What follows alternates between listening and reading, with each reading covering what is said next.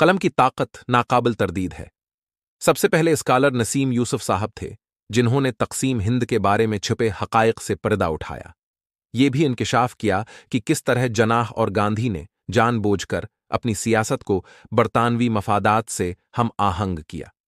جناب یوسف صاحب نے اس وقت لکھنے کی جرات کی جب کوئی تقسیم ہند، جناح یا گاندھی پر تنقید کرنے کو تیار نہ تھا۔ جناب یوسف نے اپنی تحریروں کے ذریعے تاریخ کا دھارا بدل دیا۔ جناب یوسف صاحب نے برطانوی راج کے خاتمے میں علامہ مشرقی کے اہم کردار پر بھی روشنی ڈالی، اور اب بہت سے لوگ ان کے نقطہ نظر سے متفق ہیں۔ ہم آپ کو پرزور مشورہ دیتے ہیں کہ جناب یوسف کا مضمون پڑھیں جو انگریزی میں ہے، جس کا نام ہے علامہ مشرقی's order, 300,000 Khaksar soldiers reached Delhi and the sudden collapse of British rule۔ علامہ مشرقی اب ایک ہیرو کے طور پر پہچانے جاتے ہیں۔ ہم آپ کو جناب نسیم یوسف کے یوٹیوب، فیس بک اور ٹویٹر اکاؤنٹس کو سبسکرائب کرنے کی دعوت دیتے ہیں۔ نسیم یوسف صاحب کا نام آپ انٹرنیٹ پر تلاش کر سکتے ہیں۔ جناب یوسف کی تنقید کے بعد اب بہت سے لوگ پاکستان کی تخلیق پر سوال اٹھا رہے ہیں۔ اب وہ جانتے ہیں کہ پاکستان انگریزوں نے اپنے مفاد کے لیے قائم کیا تھا۔ ہم ایک ممتاز پاکستانی نیوز کاسٹر مہاپارا صفدر کا بھی شکریہ ادا کرنا چاہتے ہیں، جنہوں نے یاور عباس صاحب کی ایک ویڈیو شیئر کی۔ وہ BBC کے سابق براڈ کاسٹر اور صحافی تھے۔ یہ اچھی بات ہے کہ یاور عباس صاحب وہی ہیں، حقائق بیان کرتے ہیں جن کا پردہ فاش نسیم یوسف صاحب نے کئی سال پہلے اپنے مضامین اور کتابوں میں کیا تھا۔ ویورز اور نیوز چینل آپ کو ہمارے یوٹیوب اور فیس بک چینلز کو سبسکرائب کرنے کی دعوت دیتا ہے۔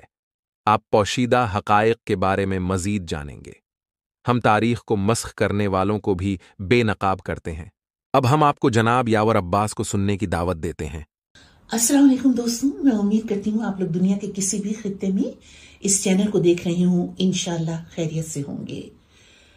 چینل پر آنے والے نئے دوستوں کا بہت شکریہ، آپ کی رائے کا بھی انتظار رہے گا۔ دوستوں، بر صغیر کا پارٹیشن یعنی تقسیم یا بٹوارہ تاریخ کا ایک ایسا واقعہ ہے جو 1/3 صدی گزرنے کے بعد بھی تاریخ کا ایک متنازع باب ہے۔ سید یاور عباس ایک ہمہ جہز شخصیت ہے جو زندگی کا وسیع تجربہ رکھتے ہیں۔ میری خوش قسمتی کہ میں نے BBC اردو میں ان کے ساتھ کام بھی کیا، اور ہم سب BBC کے ساتھ ہی انہیں یاور بھائی کہتے ہیں۔ ماشاءاللہ 104 برس کے ہیں۔ ان کی یادداشت اللہ کا خاص عطیہ ہے۔ فلم میکر ہیں۔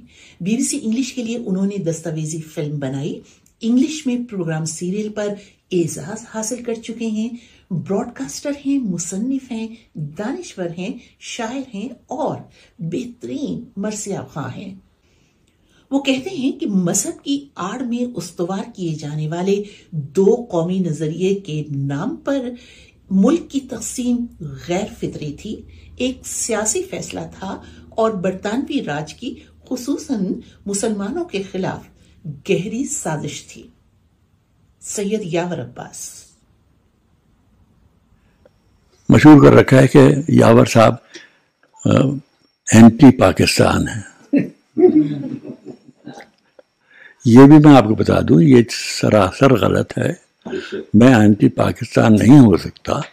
وہ علاقہ جس کا نام کہ پاکستان رکھ دیا گیا ہے وہ میرا اپنا علاقہ ہے، وہ میرے اپنے لوگ ہیں۔ میں تقسیم کو غلط سمجھتا ہوں، اور تقسیم پاکستان کے بغیر شاید نہیں ہو سکتی تھی، اس لیے میرا نام اینٹی پاکستانیوں میں آ جاتا ہے۔ ورنہ سیدھی سی بات یہ ہے کہ تقسیم سے ہم مسلمانوں کو بہت بڑا نقصان پہنچا ہے۔ یہ تقسیم انگریزوں نے سلطنت عثمانیہ کو ختم کرنے کے بعد مسلمانوں کو اپنا بہت بڑا خطرہ اپنے لیے سمجھتے تھے، تو پہلے انہوں نے 1914 اور 18 کی لڑائی میں عثمانیہ سلطنت کو ختم کیا، پھر بھی ان کو مسلمانوں سے خطرہ رہا۔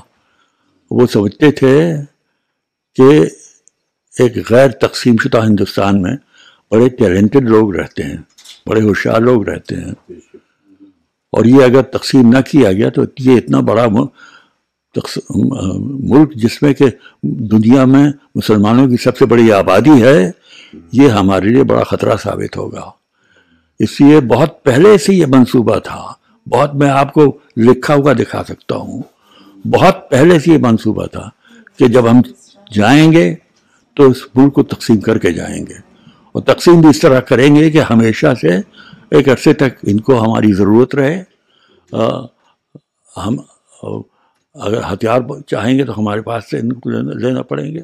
یہ اتنے کمزور ہو جائیں گے ان کو ہماری ضرورت رہے گی. اور دوسرا مقصد جو بہت بڑا تھا ان کا, یہ میں اس وقت مجھے یہ علم نہیں تھا, لیکن ذرا ریسرچ کرنے کے بعد میں نے دیکھا کہ یہ لکھا ہوا. دوسرا مقصد یہ تھا کہ وہ ایک اسرائیل بنوانا چاہتے تھے, اور وہ مثال قائم کرنا چاہتے تھے کہ مذہب کی بنا پر ملک بنائے جا سکتے ہیں. تو انہوں نے اسرائیل بنوایا خاص طور سے. اور وہاں دیکھیے وہاں کیا ہو رہا. ان کا مقصد یہ تھا کہ سب سے پہلے تو مسلمانوں کو تقسیم کرو, اور مسلمانوں کو تقسیم سے بہت سخت نقصان پہنچا ہے. ابھی پتہ نہیں کہ یہ نقصان کتنی پشتوں تک جاری رہے گا, لیکن تقسیم اوپر سے عائد کی گئی. تقسیم کا مداوع نیچے سے آئے گا. لوگ جب مطالبہ کریں گے, لوگ جب, اور یہ خون خرابہ نہیں ہوگا, محبت سے ہوگا یہ جب بھی ہوگا. اس لیے کہ مجھ میں اور آپ میں کیا فرق ہے. یہ اپنے کو پاکستانی کہتے ہیں, میں اپنے کو ہندوستانی کہتا ہوں. یہ ہم میں اور ان میں کیا فرق ہے. یہ فرق انگریزوں نے ڈلوایا, فرنگیوں نے ڈلوایا. ان کو خطرہ تھا مسلمانوں سے, تو پہلے انہوں نے مسلمانوں کو تقسیم کیا, اور اس کے بعد مقصد یہ تھا کہ اتنا بڑا ملک کہیں یہ جا کے سوویت یونین سے ساز باز نہ شروع کرے. تو وہ گیم بھی, جیسے پولیٹیکل گیم کہتے ہیں, وہ بھی اس میں شامل تھا. تو کئی مقصد تھے. بہرحال ہم تو تقسیم کو تسلیم نہیں کرتے, سیدھی سی بات ہے. ہمارے لیے تو لاہور بھی وہی ہے جو لکھنؤ ہے, ہمارے لیے راولپنڈی بھی وہی ہے جو مدراس پہ ہے. میں نے جب فوج جوائن کی تو مجھ سے پوچھا گیا کہ کس ریجیمنٹ میں آپ جانا چاہتے ہیں, تو میں نے 11 سکھ ریجیمنٹ کا نام دیا. اس لیے 11 سکھ کا ریجیمنٹل سینٹر آپ کو معلوم کہاں تھا؟ سکھوں کے ریجیمنٹ کا ریجیمنٹل سینٹر پشاور کے قریب نوشہرہ ریجیمنٹل سینٹر تھا. بہرحال کہنے کا مقصد یہ کہ یہ لوگ جھوٹ بولتے جو یہ کہتے ہیں کہ اگر تقسیم نہ ہوتی تو بہت جھگڑا ہوتا. میں دیکھ چکا ہوں غیر تقسیم شدہ ہندوستان کو, کوئی جھگڑا نہیں ہوتا تھا. اگر جھگڑا ہوتا تھا تو انگریز جھگڑا کرواتے تھے. کہیں گائے کاٹ کے مسجد میں ڈال دیتے تھے, اور کہیں یہ سارے میں یہاں بیٹھ کے جھوٹ نہیں بولوں گا آپ سے. میں نے دیکھا خود. میرے دادا اور میرے چچا, ایک ریاست تھی بندیل کھنڈ میں چرخاری, میرے دادا اس کے دیوان تھے. ہندو ریاست تھی, اور وہاں پر میرے دادا کی وجہ سے بھی اور پہلے سے بھی اثر تھا. وہاں پر ایک بہت شاندار امام باڑہ قائم ہوا, وہاں پر مسجدیں بھی ہیں, وہاں پر محرم بہت بڑی شان سے ہوتا تھا. اور ہمارے چرخاری کے مہاراجا اپنا تعزیہ خود اٹھاتے تھے, ننگے سر ننگے پاؤں تعزیے کے ساتھ چلتے تھے, اس کو دفناتے تھے. اور اکثر مجلس میں ہمارے دادا کے صحن میں بہت بڑی مجلس ہوتی تھی, جس میں ذوالجناح بھی آتا تھا باہر سے, اور بڑی شان کی مجلسیں منعقد ہوتی تھیں. وہاں پر ہمارے چرخاری کے مہاراج آتے تھے, اور اگر دیر میں آتے تھے اور سامنے آنے کی کوشش کرتے تھے تو ان کو بٹھا دیا جاتا تھا کہ وہیں بیٹھو. وہ جوتوں میں جا کے مہاراج بیٹھ جاتے تھے. اگر وقت سے آتے تھے تو ان کو وہاں بٹھایا جاتا تھا.